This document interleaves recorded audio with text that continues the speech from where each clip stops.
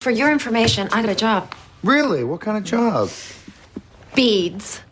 Bees? Beads. Beads? Job's not on board.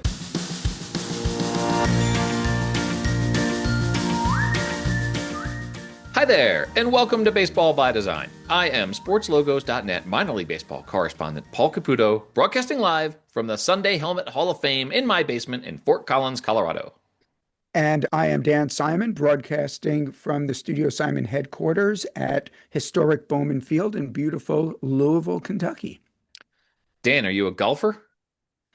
Oh, don't even get me started on that one. The answer to that is no. I have been trying, and to quote a good friend of mine who is a lifelong golfer, and I have tried to go out and golf with him.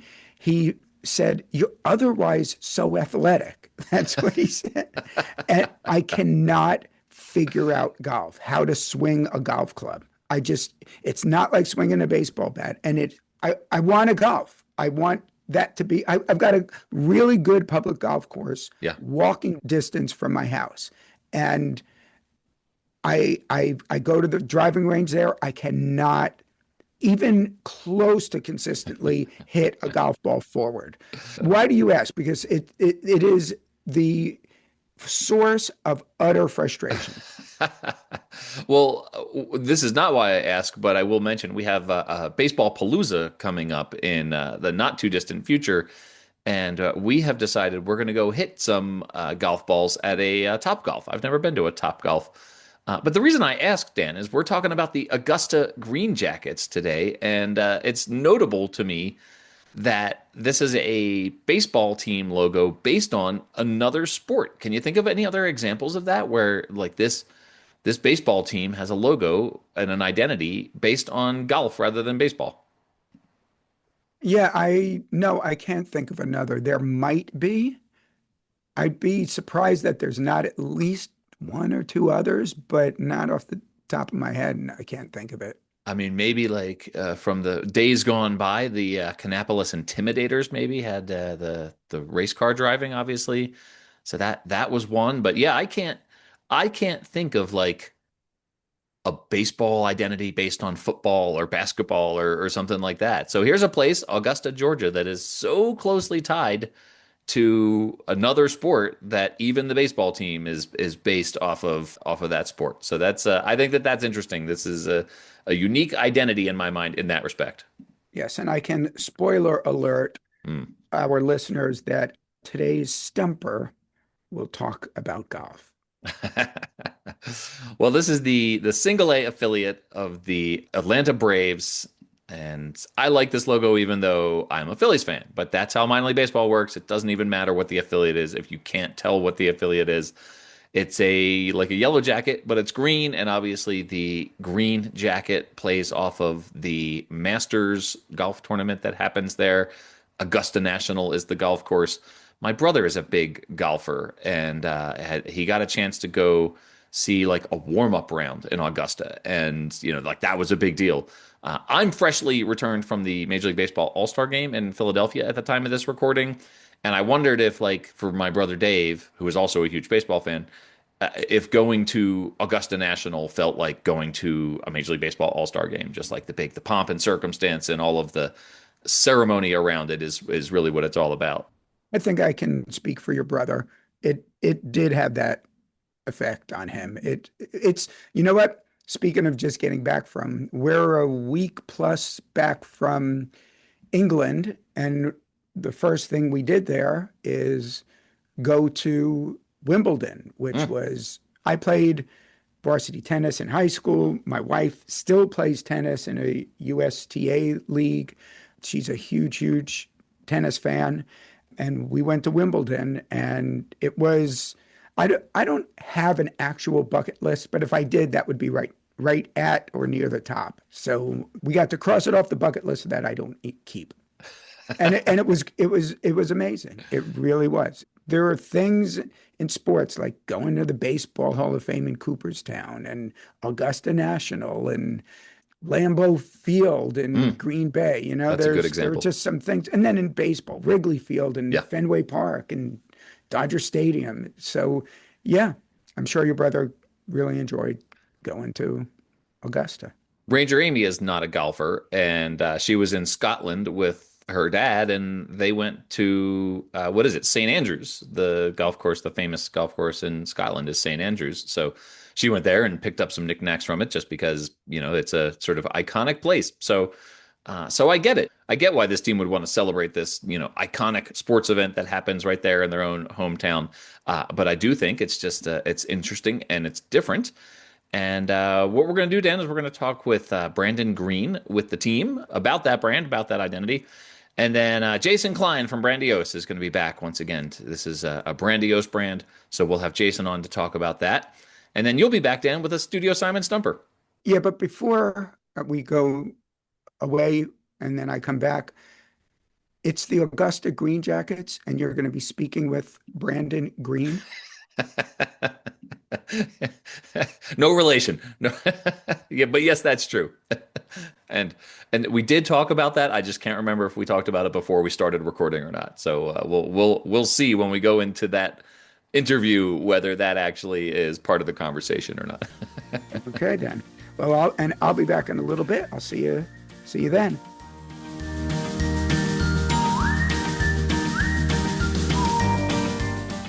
All right, everyone, welcome to the podcast, Brandon Green, who is the general manager with the Augusta GreenJackets. Brandon, how are you doing? Good to be here. Thank you for having me. Oh man, this is very exciting for me. I'm super pleased to get to tell the story of the Augusta GreenJackets, and then you guys also have some fun alternates that we want to touch on. At the time of this recording, the Augusta Soul are taking the field for the first time tonight, so we'll talk a little bit about that. But before we get into that, this is a fun story with a very specific local connection. I'll ask you to say it in your words. Where does the name Augusta GreenJackets come from? Well, back in the early days, we were the Augusta Pirates up until 1994. I wasn't here in 1994, but the story obviously is told that we are located just about 10 miles from Augusta National. Not even the 10 miles, but just right around the corner. Back in those days, we were actually playing in Augusta, Georgia. Now we're playing in North Augusta, South Carolina. So the ballpark was even closer to the Augusta National. So fun story, obviously, that we had the opportunity to, or they did, to change the name, and Green Jackets fits just based on the tie with trying to use the local community, the big event, what Augusta's on the map for. So the Green Jackets came about, and today we still will be the Green Jackets, probably forever, based on the opportunity to get the name. Back then, it was probably a little easier than it is today, put that way. So I'm glad we got it, and we love using it. We've changed the actual logo a few times, but once we moved over to SRP Park in 2018, we rebranded the logo. Still the same name, but just kind of updated it. So here we are today, and excited to have the name. And it's always fun to talk about our name around the country. I'm from Indiana. I'd like to travel to different stuff and always try to wear my green jacket stuff. And just because of the unique tie to where I'm located at and the city that we live in. So it's a fun story. This may seem really obvious to you because you live there and it's part of your daily life and obviously the namesake for the team. But what is the actual connection between a green jacket and Augusta National? Absolutely. So if you've ever seen the end of a Masters tournament, there is a jacket ceremony. The winner of each Masters tournament gets a jacket, and it perhaps is the color green. So that's the local tie and the coat that all the Masters champions wear. When you go to a tournament or a practice round, you'll see members and or past champions. They'll be having a green jacket on. So when they're on the course, they're wearing that jacket exclusively to show off that they're a past champion for sure. I know you said that back then, back in 1994, it was easier to figure out all the permissions around getting that team name. Absolutely. Do you have any sort of official relationship with Augusta National now? We don't, as an official relationship, we have a good relationship with them. They love to come to the ballpark, big season ticket holders, suite holders, things like that. So, great community partners. We've done some community stuff with them, but as far as that, that's as most we go. They do some events at the ballpark. We've hosted the women's amateur ladies before their tournament at the ballpark for some events, and just a lot of stuff like that. We've had their welcome parties for all their members. So that's really a tie on just the connection. They like to come out to the ballpark. Obviously, it's a little harder for them to give us tickets to go to the tournaments, so we're on our own on there. But we love having them and have a good relationship with them for sure. Now, my brother is the golfer in the family. I'm not a huge golfer, but he has been to Augusta National. You said that they don't give you tickets to the events, but do you have any sort of special access? Do you guys get to play the course ever if you're golfers? Not at all. I wish I did. I promise you, if I ever got the opportunity, I would be probably wouldn't sleep for a couple days to waiting on the opportunity. So you never know. There's a lot of members that do live locally here. You have to play with the members. So if I ever get asked, I'll be there. I promise. Nice. You mentioned that the logo has changed a couple of times over the years. When did you start with the team? I started in 2015. Okay. So I've been to both sides of the river. Started in the old ballpark in Augusta, now opened the new ballpark in North Augusta. And so you were there for this change that happened before the 2018 season, where Brandiose created the current logo. There was one iteration before that from 1994 to 2005, Right. featuring like a yellow jacket. This is something we haven't touched on yet, too. We should point out that green jacket obviously is a reference to the jacket that the tournament winner wears, but also the logo itself is like a yellow jacket, the insect, Correct. but it's a green jacket rather than a yellow jacket. So there was a logo from 1994 to 2005 that featured a yellow jacket wearing a green jacket. The logo from 2006 to 2017 also features a yellow jacket with a green jacket. And then the current iteration that was launched in 2018 has a yellow jacket, but the yellow jacket is green instead of yellow. What went into the conversations around updating the logo before that 2018 season? Yeah, so we were obviously opening a new ballpark, so we thought it was a good opportunity to kind of refresh. Just to, usually when people open ballparks, we kind of refresh their logos. We were just wanted something more updated that we could meet more mascot related per se. We're Augie, our mascot. It was kind of hard to get a good costume based on older logos, so this one kind of tied more to the mascot iteration with the hat and the golf ball eyes, things like that. So we wanted to do that with the wings. We thought the wings was cool with the A that we wear on the road. We didn't want to wear. We wanted to change it enough that it was, unique and different than the previous ones, just to kick off our new stadium in 2018. I am looking at Chris Creamer's sportslogos.net, the website that I write for. I cover minor league baseball for that website. And according to the logo history, there is a version of the logo from 2018 to 2020, and then a version of the logo from 2021 to present. And it feels like one of those like games that kids play where it's like find the difference. I'm not seeing a difference. Were there changes made to the logo between 2020 and 2021? Just a slight colorway would be the only one. We were affiliated with the San Francisco Giants ahead of 2021. Then we switched to the Atlanta Braves, so we had a more of a black and orange hat and jersey, and now we switched to a red and navy to honor the Braves. So Okay. that was the only switch, was just a color wave based on the affiliate. Has that experience been different for you being affiliated with a team that's much closer to, well, not within the same state, but close to the same state? Is it different for you now being an affiliate of a team that is so close to you rather than on the literally other side of the country? Yes, it was a huge difference. Being in Braves country, just a couple of hours down, yeah, the interstate to get to Atlanta, it's been huge. There's Braves fans all over the country, so I think the fan base is more intrigued to the prospects that are here than previous teams when we were with the Giants. You see a lot more just Atlanta Braves gear in the ballpark. You see, all that good stuff. And when we did switch over, we were fortunate the Braves won the World Series, so we got to celebrate that, which was cool because our side of the state per se still get the replica rings and see the World Series trophy. So that was awesome right off the kick, and so it's been fun. We've when we promote players, and obviously they've got a long way from single A to the majors, but it's a big difference when you follow them all the way through the Braves system than you did all the way through the Giants system. We can celebrate those guys a lot more, and people are more excited about that. So it's fun that way. But there was never any talk of becoming the Augusta Braves. No, no, no, no. We will. Yeah, we're fit with the Green Jackets. Just have our own identity, different colorway, things like that. I should point out too that the 2018 rebrand was a finalist in the sportslogos.net primary logo of the year award. Oh, nice. So yeah, so that was an award receiving logo here by Brandiose. So I'll check in with Jason Klein about that next here. But okay, I want to touch on you guys have done some fun alternate brands We have. and I'm going to go a little bit out of order here because one of them connects back to your connection with the Masters. The Augusta Azaleas was a really fun one back in 2025, all the way back in 2025, Brandon. Yep. What Yep. We was brought it back in April of this year as well.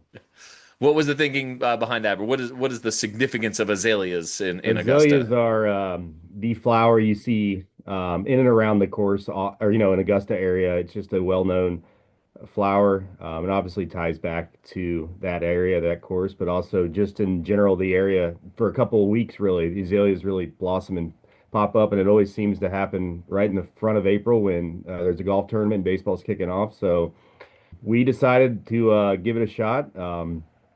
See what would happen. Different colorway with the pink and the purples and the greens, and it went off way, way probably better than we even thought it would. We were out of merchandise before we even really had the team store open, which was good and bad, but it went really, really well all the way up. So we, brought it back this year, and it didn't slow down on merchandise sales, and people still love it. People wish we'd wear it more. So there's thoughts on that, but we, April, it really runs our month of April, to be honest. Like that's what opening day and then Azaleas weekend is what we go to. So, Nice. yeah, it was definitely a good idea. I'll give our merchandise director, Adam, a lot of credit for that one. That was kind of his brainchild, and we went through it with, like I said, a local artist to do that one, and it went well. Do you remember the name of the local artist? Yeah, his name's Jason Craig. He's a season ticket holder. He lives half a mile from the ballpark, so he's done three or four of our logos recently. Fantastic. That's great. I do want to touch on this one. It's just a fun one before we get to a couple of the others. The this was back in 2019, part of the minor league baseball food frenzy. Hey, if you're at the Masters, you're watching some golf, what are you going to snack on? Of course, you're going to have some pimento cheese, perhaps a pimento cheese sandwich. That's I think that's a foreign concept to a lot of people outside that part of the country. What is the significance of the pimento cheese alternate identity? Yeah, the pimento cheese was fun. It was a fun design because getting a sandwich on a hat or down a jersey was tricky and fun, but Brandios did a good job of that one. But obviously, it ties back to, the tournament having a pimento cheese, like you said, the $1.50 pimento cheese sandwich that it goes, global each year, or sorry, viral based on, it's still that price no matter, you see stadiums all over the country that are got 14, $15 sandwiches. But so we took that as our food identity back in 2019 and then ran with it for a few years. So we couldn't really come up with a different way to present it. Each year we like to refresh at least the colorways or the jerseys, and with only really brown, white, and red, it was kind of getting tough for us to find different hat connections and stuff. So we kind of put it to bed. Not saying we wouldn't bring it back down the road, but for now we did. It's difficult to make a sandwich into a logo. You It see is. a certain number of them. The Delmarva Shorebirds did the scrapple. That was Yeah, yeah. that was an interesting one. So I do feel like the $1.50 pimento cheese sandwich is a little bit like ballparks doing dollar dog night, right? Like It it is. probably It is. We do sell pimento cheese sandwiches at the ballpark still, though, because you nice. got to. Yeah, absolutely. It's Augusta, right? Yeah. All right, two more alternate identities I wanted to touch on here. The River Donkeys was a really interesting one. It had a very specific story to it that I really enjoyed and a fun brand visually. Yeah. This was also introduced last year in May of last year. What's the story behind the River Donkeys? The River Doggies, this was a fun one. So Savannah, we are right on the river here at our ballpark, the Savannah River, and not being a local, but learning quickly when I got here, the river is a very popular area to kayak and get, just float down the river, things like that. But the most popular thing to do is you can take a kayak and float, and there is a island of donkeys on a deserted island that you're not allowed to go on, but you can kayak up to the donkeys, feed them apples, feed them carrots, things like that.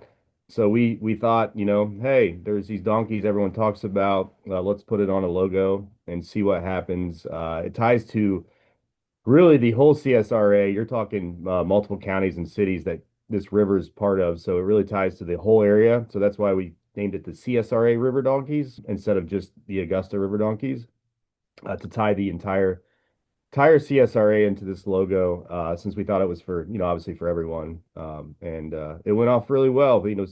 Kids love it. Adults think it's funny. We had a lot of fun with that when I'm, doing the staff trips to take photos and videos with the donkeys. So it was a lot of fun for not only us, but, the fans. So it was good. And was that Jason Craig who did that one as well? You did, yep. That's a great job by Jason on that one for sure. So Yep. yeah, it's a really fun logo. CSRA, the Central Savannah River area. I had to get that one straight when I was writing that article last year on that one. But Yep. yeah, really fun logo. But the one that you're debuting tonight at the time of this recording, as we're talking now, it'll have been on the field by the time you're hearing this, if you're listening to this podcast.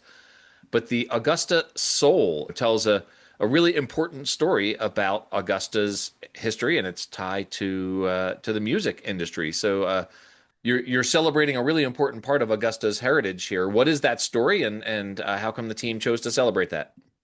Well, James Brown is born and raised here in the area, so that kind of kicks it off.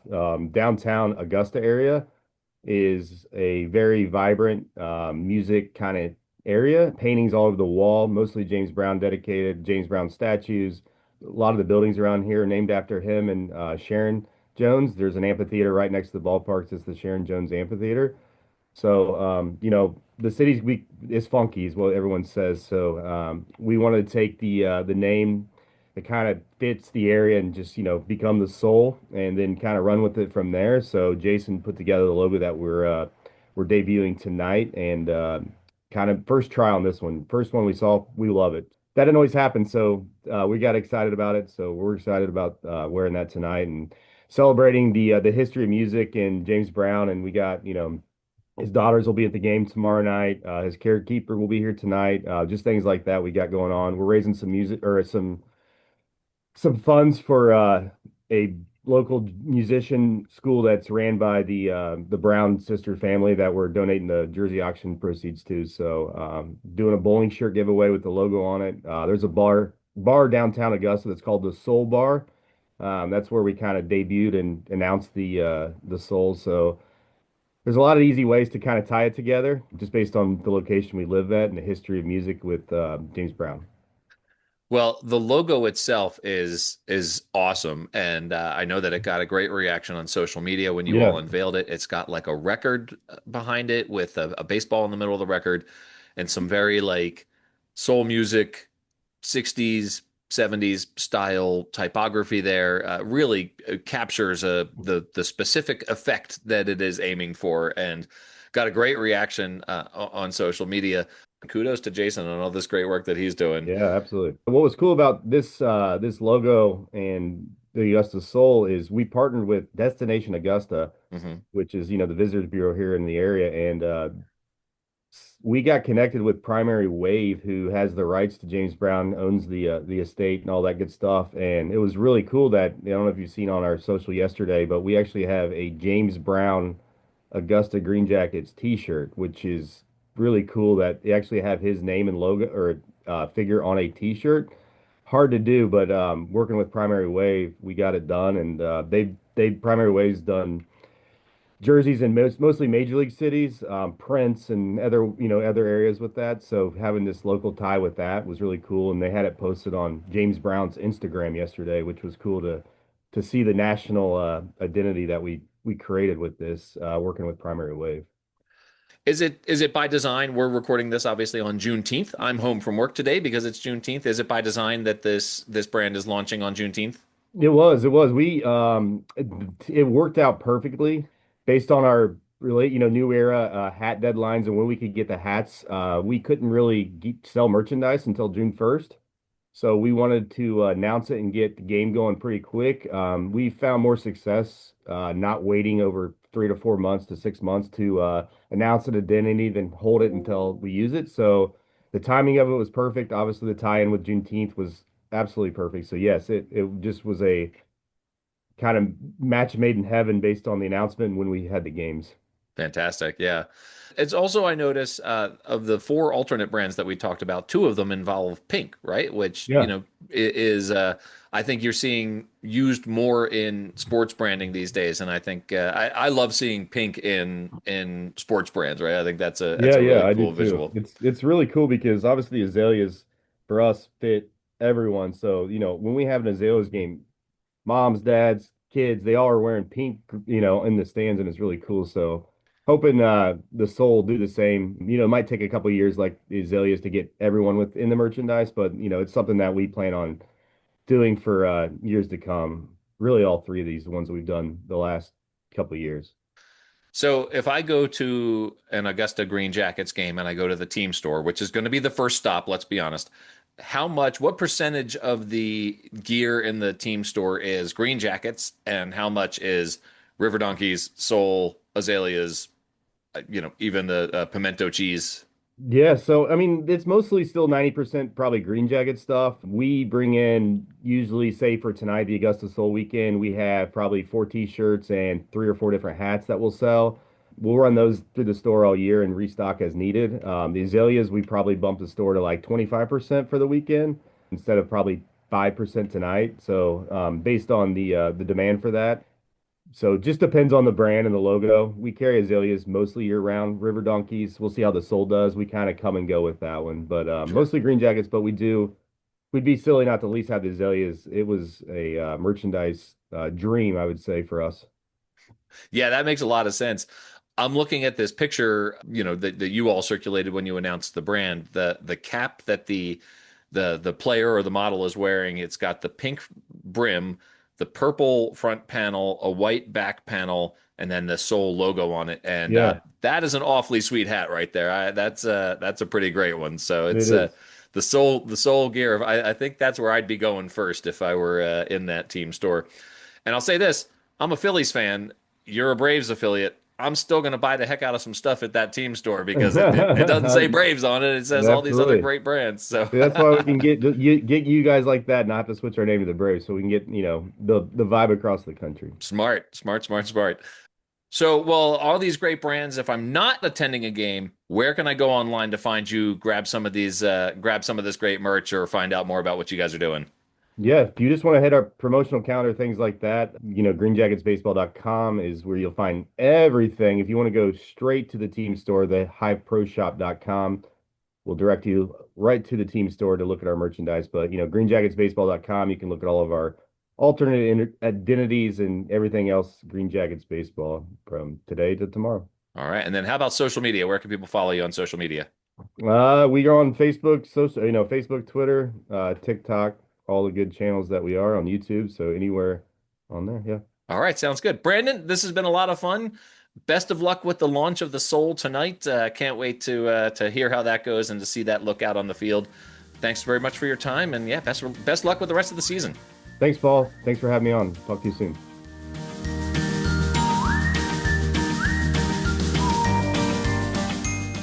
All right, everyone, welcome back to the podcast. My friend Jason Klein of Brandiose fame and the Clink Room fame. We had a nice conversation about the Clink Room on a recent episode about the Eugene Emeralds.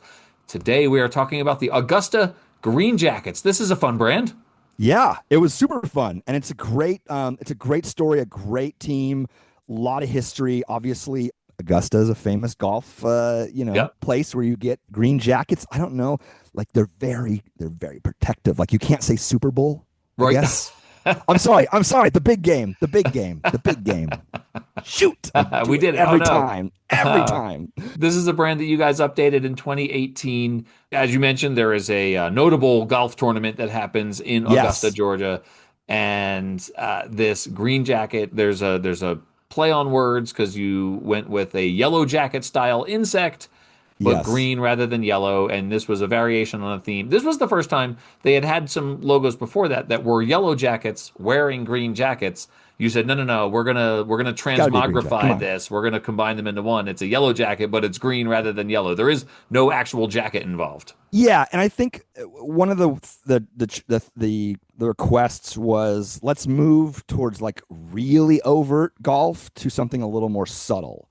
Because if you're not, like if you're not a golf fan, like or if you despise golf, I know there's people out there then we want to make sure it's still accessible for you. So one of the things was making the lettering very sharp and kind of like it was going to sting you, making the character a little more tenacious. One of the things that we did with this specific design, it was the very first ever use of on-field iris thread, which is like iridescent thread, I should say. Which is like it's iridescent. It's like bug wings is basically what it looks like. So if you purchase a Green Jackets hat, the white area in the wings is very translucent bug wing esque. So that was really cool. Obviously, it's got its own golf hat. The other thing too is there's a lot of. I'm a big fan. I went to an SEC school. I'm a big fan of patterns. So like if you think of like the end zone at Tennessee, checkerboard creamsicle, or like Alabama has the houndstooth. I'm very into this idea of patterns. And so Casey had this idea of like, well, what if we create our own custom golf pattern, which is what the character is wearing in terms of I'm going to mess up this term, this hat, the golf hat, whatever. Yeah, what is that? Like feels sort of Irish, and it's got the That's little right. Scottish, and it's got like the little puff ball on top of it. Yeah. What is Yeah. the name for that? I don't know. Well, someone That's will great. write in. Yes, put it in the comments, folks. Put it in the comments. Point out how naive we are to this Just entire experience. can't name that hat. Name that hat. Ooh, new segment. So yeah, so that's kind of the new pattern, and then the bug eye has a golf pattern in the eyes. So the eyes have little like reflected dots inside the logo of the eye of the green jacket, and that is also a nod to golf. I know that you and Casey like to tour. You like to visit the places that you're representing so that you can get the full sort of feel of that location. I don't know if you're golfers, but did you get a chance to visit Augusta National? We didn't. So this was one of those cases where, yeah, we just didn't make the cut. We just didn't. It's highly exclusive, and we had to research we had to look over the fence, metaphorically. Well, I hope that was allowed. I hope you didn't get arrested there by trying to do that. We didn't get arrested for our work in Augusta. That is a fact. I think Jason. By the way, I'm googling. No one has written in yet with this, so I'm googling instead here. Tam O'Shanter? Does that sound familiar? Yes, that's what it is. That's what it is. It's a Tam O'Shanter. I'm sorry. I wouldn't have come I up with that term in a million years. Yes, it's a Scottish. Yeah, it's a hat. It's Tam O'Shanter. Tam O'Shanter. Okay, well that is, yeah. I was finding like bonnet. I was finding a lot of different things there. So some of the other prior logos had very specific references to golf with the golf clubs and the patterns, and then the literal green jacket. Was there a reason that the team wanted to go away from the literal green jacket, or was that more yours and Casey's idea? I don't recall, to be Okay. candid. Yeah. I don't recall. I just knew it was. I think one of the things too was, if I remember correctly, we had a conversation about other B logos out there and how we were going to separate ourselves and what would make this stand out. And one of the things we're always thinking about is, for a team to be successful, you need to sell a lot of merchandise. And to do that, one of the best ways is to sell in bulk, which is to Little League, youth baseball, softball. Right. So when we design, we're really thinking about two things. One is, how do we really celebrate this local story and do it authentically and tell the story that needs to be told? And then additionally, how do we make this design accessible to somebody in a complete opposite side of the world or opposite side of the country? Because if, it had an A on it, for example, and you have a team in, I don't know, here in San Diego or in Philadelphia, and they're like, we wanted to be the Green Jackets, but there's this A on it. Like, ugh, Yeah. right? And then, that is 12, 15, how many baseball hats, shirts, jerseys, parents, that Sure. we might get additional supporting merchandise. So yeah, we're really thinking about how do we not shoot ourselves in the foot by creating this great brand that nobody on the other side of the country wants to buy. I was at a Colorado Rockies game and I saw a dude wearing a Lehigh Valley Iron Pigs cap, another grandiose classic there. And I was like, "Hey, Iron Pigs." And he sort of gave me a sideways look. And then I realized behind him were about 12 kids also wearing Iron Pigs things. And so, I think they liked the design, did not exactly know the origin story of what they were wearing. And my guess is that hat probably didn't have an LV on it. It did not. No, so, it was the same hat that I have with the Iron Pig logo on it. So that's exactly the point. Yeah. So, well, and your point too about there being other B logos out there, just the distinguishing factor of the green, sets it apart, right? It's like a radioactive yellow jacket. It is radioactive. And I think to your point is like, there's other B logos and other yellow jacket logos. Yeah. Yeah. So I think it's Salt Lake and Burlington. And New Britain, Connecticut had one. I don't know if they're still around anymore. Certainly other B logos out there. Jason, before I let you go, first of all, appreciate your time and appreciate all the work that Brandiose is doing out there. But you also have the Clink Room. We talked about it a little bit last time. If aspiring designers out there or established designers out there want to get involved with the Clink Room, what do they do? Yes. So the Clink Room is this amazing community of designers and hat fans from around the world, where if you've always dreamed of designing your own minor league hat, or maybe you've always wanted to buy a hat that nobody else had, not like every other major league team, it's limited edition, imaginative cap designs from designers from around the world, and they go on sale for 3 weeks, and then they go in the vault never again. We have about 6 designs every week, a little bit more if you count some of the other stuff that we're doing, but 6 fresh designs every week. And it's a great place to kind of like American Idol meets baseball cap design is kind of how I say shorthand. So it's super fun. If you're a hat, if you love 5950s, you want to stand out, you own minor league hats, and you love that people come up to you and say, like, tell me about that hat. This is your next level. This is going from like the minors to the majors. One of these days, we're going to see a Clink Room design get adopted by a team. Some team's going to be like, gotta have that. They're going to contact you. We've had that happen, but we haven't gotten to we've had that happen. We haven't gotten there yet. Well, that is very cool. So if you're a designer, you want to get your design on a hat and have it be all official and bona fide, clinkroom.com. That's where you can find all the instructions. Jason, always a pleasure to talk to you. Thanks so much for hopping on. And I can't wait for 6 new Clink Room designs to come across my social media feeds, because I see every single one of them, I think. Great. I see all the Clink Room stuff. Monday, or no, Friday. This Friday is the release of the next 6. So all right. So, well, at the time of this recording, it is early July. It'll probably be late July when this goes out. So those next 6 may have come and gone, but there's going to be a new next 6. This Friday. Oh, I see what you did there, Jason. Very nice. Jason, thank you so much. Always a pleasure to talk to you. We'll catch you the next time we have a Brandiose logo on Baseball by Design.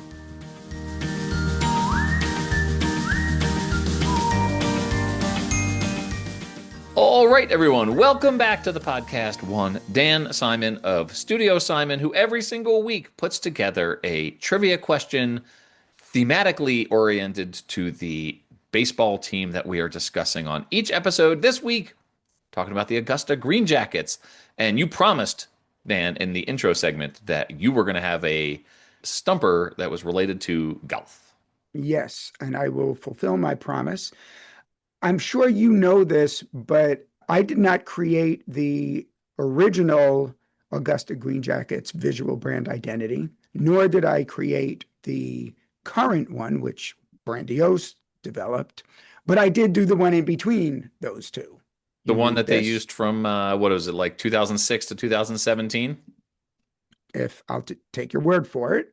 And so our Studio Simon Stumper today is with regards to that brand identity that I developed, and it asks which piece or pieces of golf equipment was the last thing added to the primary logo that I developed per the client's request before it was approved. Was it? And so this is just going to be a matter of how well do you remember that brand identity and specifically the primary logo. So which piece or pieces of golf equipment was the last thing added to the primary logo before it was approved? Was it golf clubs? Was it golf shoes? Or was it a golf ball? When you started asking this question, I thought that you were going to ask me, like, of the elements in that logo, what were the, what did what did you do first and what did you do last? But you're asking me which of those things is actually in the logo, because one of those things is in the logo and two of those things are not in the logo. And so I can tell you, Dan, from just being familiar with that logo, that you added golf clubs to that logo. I did indeed, but not that this makes it a trick question. Prior to adding the golf clubs, and that's when they approved the logo, I added golf shoes to the green jacket character. I don't remember if that was my idea or theirs, but they wanted a golf element or elements in the logo, which it did not initially have. And so at one point, his legs are dangling. The final logo, he doesn't have legs, so I added legs, and they're dangling, and there were golf shoes on his feet. That did not make it to the logo, but the golf clubs did. I would like to see that logo, Dan. Whether I don't know if I'm allowed to share that logo with the listeners, but I would at least like to see that logo. If you Sure. have. Okay. Yeah, that's. I know we've talked about this personally. I'm not sure we talked about this. I also think we've mentioned it on the podcast. There's a lot of stuff I have done that ended up on the cutting room floor that I don't show because just because something was not chosen or approved by the client does not mean it was not good work, and sometimes better work than what ultimately gets used. So I keep that stuff in my hip pocket. And I have to tell you, a lot of the stuff that was on the cutting room floor did get reused, and as it should have been, because it was good stuff to begin with. So, and there's also stuff on the cutting room floor that is there for a good reason, but there's also good stuff on the cutting room floor. So Now, if I'm correct in my dates that logo was from 2006, and if I'm correct in my recollection, that's pretty close to when you were starting Studio Simon, right? Like that was around the early days of Studio Simon, 2006. Well, I started doing sports design before I started Studio Simon, but Studio Simon started while I was still employed by and working for the Los Angeles Dodgers. So I worked for them between 1996 and 2001. So sometime in there is when that started. But still, I would say 2006 is still when I was somewhat in the infancy of Studio Simon. Well, I ask for a very specific reason, Dan, which is on that logo, this green jacket has some wings in the background, which could be interpreted to be two-letter S's. Yeah, people have said that, and that's not intentional. That's I was not putting a. It was not a subliminal advertising for the new design firm Studio Simon.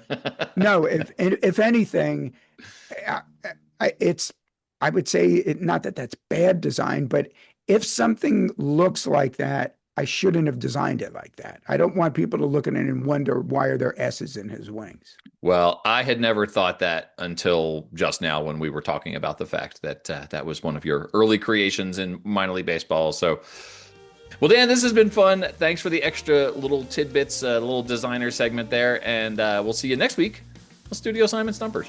See you then.